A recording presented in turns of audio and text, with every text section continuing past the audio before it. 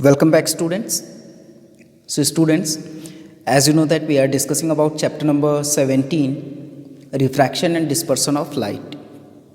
And in our previous class, we had discussed about the eye. Understand?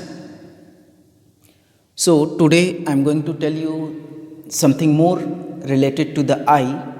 And the first one is accommodation of the eye. Accommodation of the eye means बेटा क्या होता क्या है ये. सो आप लोग simply समझ लीजिए कि जैसा हम लोग क्या करते हैं कि कोई भी ऑब्जेक्ट चाहे दूर हो या नज़दीक हो हम लोग उसको आसानी से देख पाते हैं. अंडरस्टैंड. और यही जो कैरेक्टरिस्टिक होती है, यही प्रॉपर्टी जो आई की होती है, इसे हम लोग क्या बोलते हैं, एक्कोमोडेशन ऑफ द आई. तो होता कैसे है?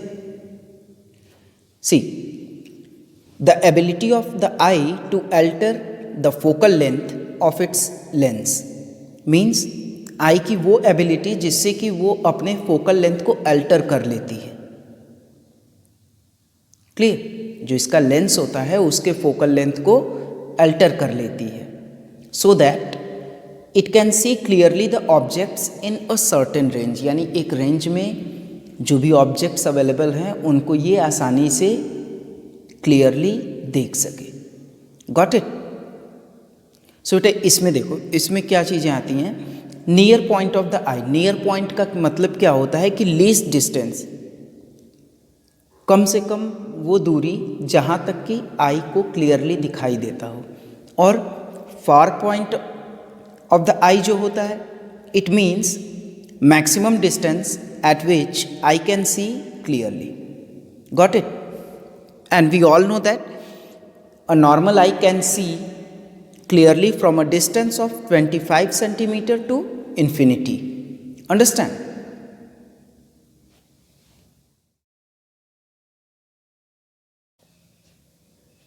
So students, now come to the another point.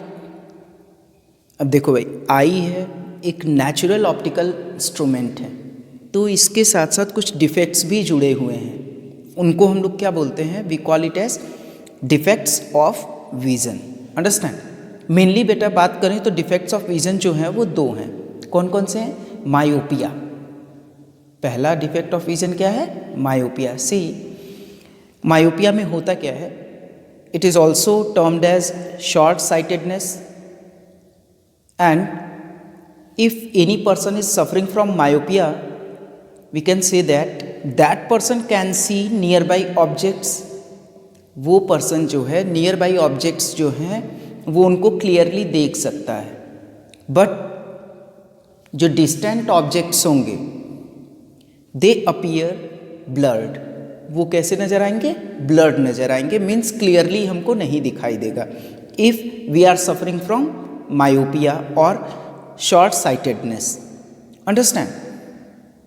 सो इसमें होता क्या है? जो फार पॉइंट होता है बेटा वो क्या होता है? That is at a finite distance. Understand? And we can correct it by using spectacles. Spectacles का यूज करके हम लोग करेक्ट कर सकते हैं. लेकिन कौन से स्पेक्टिकल्स का? उन्हीं स्पेक्टिकल्स का यूज करेंगे जिनमें कॉन्केव लेंस अवेलेबल हो. Clear? So, we can correct myopia by using spectacles with concave lenses of required power. Understand? Now see, another one is that is hypermetropia. Hypermetropia में क्या होता है बेटा? Hypermetropia means long sightedness. इसका मतलब क्या है भाई? Long sightedness है. Clear? और just myopia का ये रिवर्स होता है, अपोजिट केस है.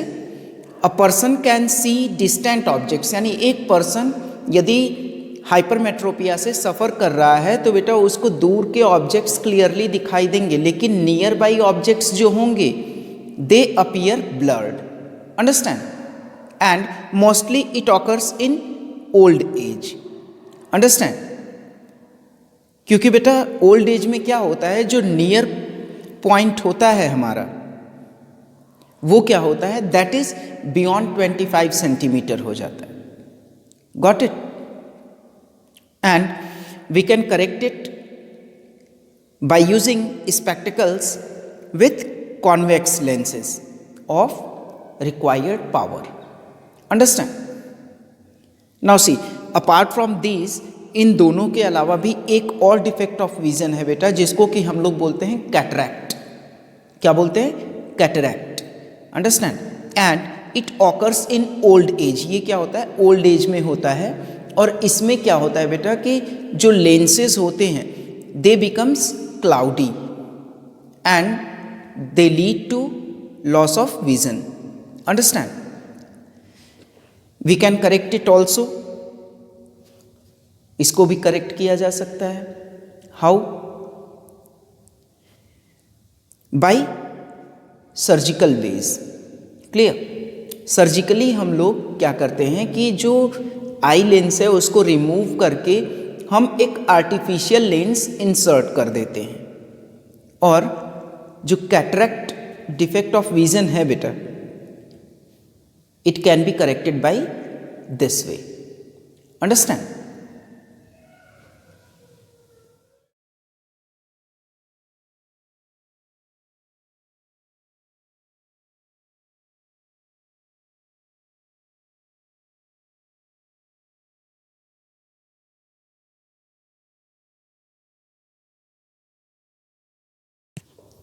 So students, as we are discussing about the eyes, so let's know some measures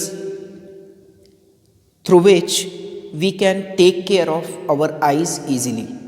Understand? So come to the next point, that is care of the eyes.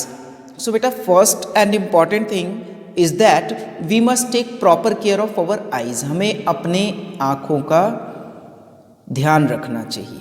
ठीक है? And also we all have to try to avoid any injury to our eyes.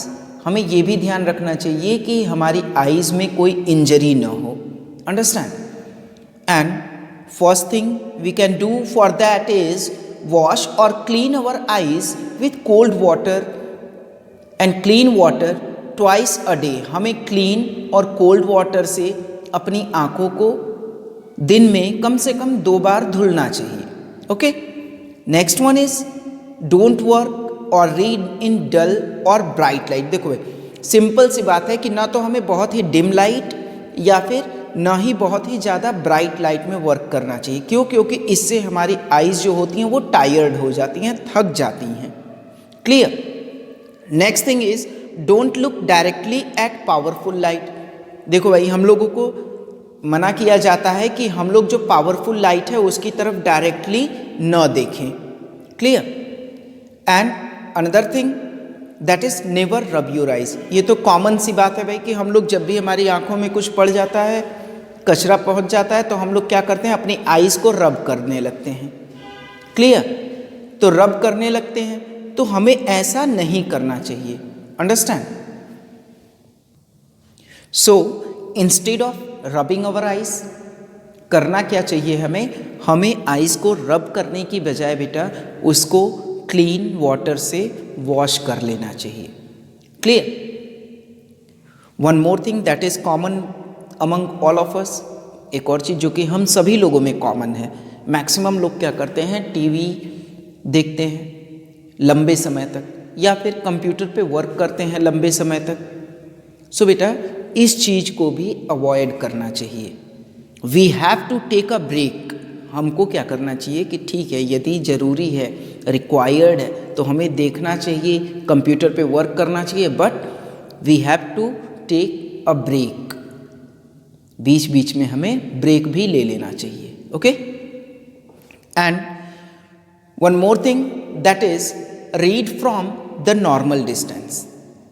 जो भी जैसे हम लोग book वगैरह पढ़ते हैं बेटा, या सपोज जैसे आजकल एक कॉमन चीज़ है कि हम लोग मोबाइल फ़ोन्स का यूज़ करते हैं. So we have to maintain the distance between our eyes and the book और the mobile phones. Understand? And students, the most important thing we have to do that we have to take a proper diet. एक balance diet हमें लेनी चाहिए. और हमें specially ये ध्यान रखना चाहिए कि हमारी डाइट जो हो उसमें vitamin A, vitamin C and vitamin E ये इंक्लूड हों। अंडरस्टैंड? बिकॉज विटामिन ए जो होता है बेटा दैट प्रिवेंट्स नाइट ब्लाइंडनेस, जिसकी वजह से हमें नाइट ब्लाइंडनेस नहीं होती है। And vitamin C and vitamin E are also beneficial for our eyes. Got it? Now come to the next point, that is persistence of vision. अब भाई देखो परसिस्टेंस ऑफ विजन क्या होता है। So when an image is formed on retina, जब भी कोई image बेटा हमारी रेटिना पे फॉर्म होती है तो वो लगभग 1 सेकेंड का 1/16 पार्ट यानी इतने टाइम तक वो इमेज वहाँ पे बनी रहती है। क्लियर? एंड ये जो प्रॉपर्टी है बेटा, ये प्रॉपर्टी जो है यूज़ होती है for successive still images. Clear?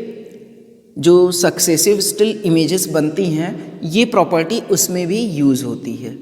Understand? या फिर हम कह लें कि जो भी टीवी वगैरह में हम लोग देखते हैं मूविंग इमेजेस, या फिर सिनेमा में हम लोग देखते हैं moving images, that are based on this property. Clear? So students, जैसा कि हम लोग पढ़ रहे हैं आई के बारे में, तो हम लोगों ने अपने आसपास में देखा भी होगा कि बहुत सारे लोग विजुअली इम्पेयर्ड हैं। क्लियर? सो विजुअली इम्पेयर्ड लोग करते क्या हैं बेटा? देखो अगर हम बात करें कैलकुलेशंस की तो about 180 million visually impaired people in the world में लगभग 180 मिलियन विजुअली इम्पेयर्ड हैं। एंड इंडिया की अगर बात कर लें तो अबाउट 7 लाख। अंडरस्टैंड? तो ये लोग विजुअली इम्पेयर्ड होते कैसे हैं बेटा?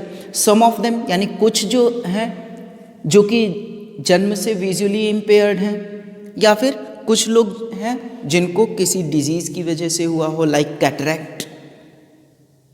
Understand? So what they will do, वो लोग करते क्या हैं, सर्वाइव कैसे करते हैं? सो बेटा such people depend on senses of feeling and hearing. वो लोग क्या करते हैं, जो उनके पास फीलिंग छू करके या फिर सुन करके समझने की जो क्षमता है ये लोग उस पर डिपेंड करते हैं। अंडरस्टैंड? और बेटा कुछ तो ऐसे लोग हैं जो लोग के अपने अंदर यानी जो विजुअली इम्पेयर्ड लोग हैं वो लोग यदि उनके पास ऐसी एबिलिटी नहीं है तो भी वो लोग अपने अंदर ये एबिलिटी डेवलप कर लेते हैं। Got it? नाउ सी, जब हम लोग विजुअली इम्पेयर्ड लोगों की बात कर रहे हैं तो उनके लिए एक सिस्टम बना। किसने बनाया? It was invented by Louis Braille. Louis Braille ने बेटा, जो कि फ्रांस के थे, इन अर्लियर 1800 इन्होंने इन्वेंट किया ब्रेल का। क्लियर? और ब्रेल क्या है बेटा? It consist of a raise dots to represent printed letters and numbers. Means ये कुछ रेज्ड डॉट्स हैं। क्लियर? जो कि कुछ क्या हम कह सकते हैं कि जो भी हम लोग पढ़ते हैं, लेटर्स हो गए, नंबर्स हो गए, पंक्चुएशन मार्क्स हो गए, whatever the symbols nowadays we are using, all these things are being represented by some dots. Understand? In braille. Got it? और बेटा उसको हम लोग क्या बोलते हैं? उसको हम लोग बोलते हैं ब्रेल कोड। क्या बोलते हैं हम लोग? हम लोग कहते हैं उसे Braille code. Got it? So now see what is Braille code. तो ब्रेल कोड जो होता है बेटा, इसका जो एक कैरेक्टर है वो क्या होता है, वो 6 डॉट्स के एक अरेंजमेंट से बना हुआ होता है, और वो सारे डॉट्स जो होते हैं वो प्रॉपरली अरेंज्ड होते हैं। क्लियर? प्रॉपरली अरेंज्ड होने का मतलब कि उनको भी एक सीक्वेंस दिया गया है। अंडरस्टैंड?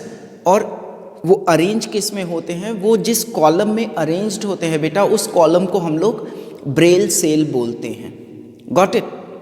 और देखो जैसे जैसे टेक्नोलॉजी डेवलप होती गई वैसे वैसे हम लोग भी डेवलप होते गए, और उसी डेवलपमेंट का एक रिजल्ट है ऑडियो बुक्स। ऑडियो बुक्स में होता क्या है बेटा कि जो टेक्स्ट होता है that is read out and tapped, so that visually impaired people can understand the content, the matter in an easier way. और बेटा इसी का जो रिजल्ट है कि हम लोग आज ई रीडर्स जैसे कि किंडल हो गया, क्लियर, इसका भी यूज करते हैं. Got it? So students, now I am going to include a diagram through which you can understand about the alphabets and numbers from 0 to 9 and A to Z, how you can write or how you can represent in Braille. Got it?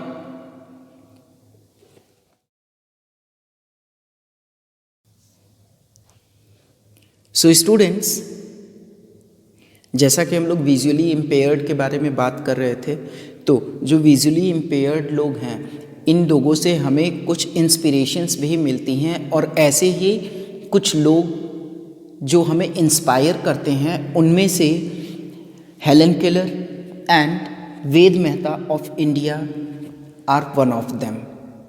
Understand? So I am going to include an article about them. Go through it and I hope you get a lot of inspiration by reading the article. Understand?